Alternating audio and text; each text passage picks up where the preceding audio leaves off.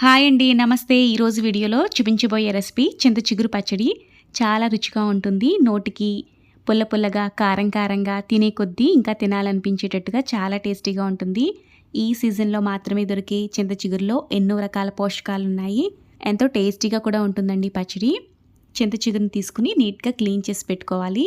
లేత కాడలను ఉంచేసుకోవచ్చు. ముదురుగా ఉన్న కాడలనైతే తీసేసుకోవాలి. కడాయిలో 2 టేబుల్ స్పూన్ల నువ్వులను వేసుకుని వేయించుకోవాలి. పచ్చడిలో ఇలా నువ్వులు వేసుకుంటే చాలా టేస్టీగా ఉంటుంది. కొంతమంది పల్లీలు, శనగపప్పు లాంటివి వేస్తారు. అలాంటి వాటికన్నా ఇలా నువ్వు పప్పు వేసుకుని చింత చిగురు పచ్చడి చేసుకుంటే చాలా బాగుంటుంది టేస్ట్ అనేది. నువ్వులు మాడకుండా ఇలా దోరగా వేయించుకుని ప్లేట్లోకి తీసుకుని పక్కన పెట్టుకుందాం. ఇప్పుడు ఇదే కడాయిలో కొంచెం ఆయిల్ వేసుకుని చిటికెడు మెంతులు, 20 వరకు ఎండుమిరపకాయలు తీసుకుని వీటిని వేయించుకోవాలి. చింత చిగురు పుల్లగా ఉంటుంది కాబట్టి ఇందులోకి ఎండుమిరపకాయలు కొంచెం ఎక్కువగానే పడతాయి. అందులోకి చేసేది పచ్చడి కాబట్టి కారంగా ఉంటే బాగుంటుంది. మీ కారానికి తగ్గట్టుగా మీరు ఎండుమిర్చిని యాడ్ చేసుకోండి. ఎండుమిరపకాయలు తొందరగానే వేగిపోతాయి. ఇవి మాడితే టేస్ట్ పాడైపోతుంది. ఇలా దోరగా వేయించుకున్న తర్వాత వీటిని మిక్సీ జార్లోకి తీసేసుకుందాం. కడాయిలో ఆయిల్ ఉంది కదా, సరిపోతుంది. నీట్గా క్లీన్ చేసి పెట్టుకున్న చింత చిగురుని వేసుకుని 1/2 టీ స్పూన్ పసుపు వేసుకుని మీడియం ఫ్లేమ్లో పెట్టుకుని మగ్గించుకోవాలి. ఈ ఆకు మనకి తొందరగానే మగ్గిపోతుంది. ఇలా మగ్గితే సరిపోతుంది. మరి డీప్ ఫ్రై కూడా చేసుకోకూడదు. స్టవ్ ఆఫ్ చేసేసుకుందాం.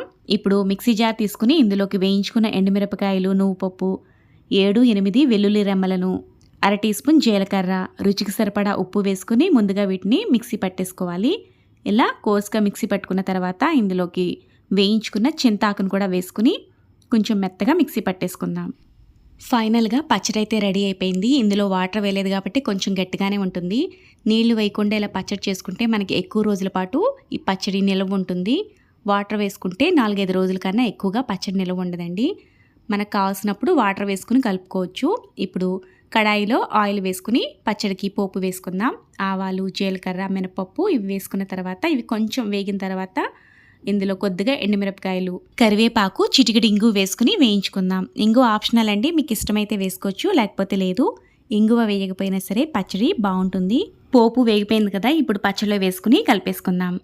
ఈ పచ్చడిలో మనం వాటర్ వేయలేదు కాబట్టి పచ్చడి మనకి నెల రోజుల పాటు ఫ్రెష్గా ఉంటుంది. ఫ్రిడ్జ్లో పెట్టుకుంటే, బయట పెట్టుకుంటే వారం రోజుల పాటు ఫ్రెష్గా ఉంటుంది. ఈ పచ్చడి వేడి వేడి అన్నంలో కొంచెం నెయ్యి వేసుకుని తింటే అద్భుతంగా ఉంటుంది. దోశ, ఇడ్లీ లాంటి అన్ని రకాల టిఫిన్స్లోకి చాలా బాగుంటుంది. అన్నంలో తినేటప్పుడు ఉల్లిపాయ ముక్కలు వేసుకుని పచ్చడిలో కలుపుకు తింటే చాలా టేస్టీగా ఉంటుంది. వీడియో కనుక మీకు నచ్చితే లైక్ చేసి ఇలాంటి మరిన్ని వీడియోల కోసం కొత్తగా చూసే వాళ్ళైతే ఛానల్ని సబ్స్క్రైబ్ చేసుకోండి. Thank you for watching friends.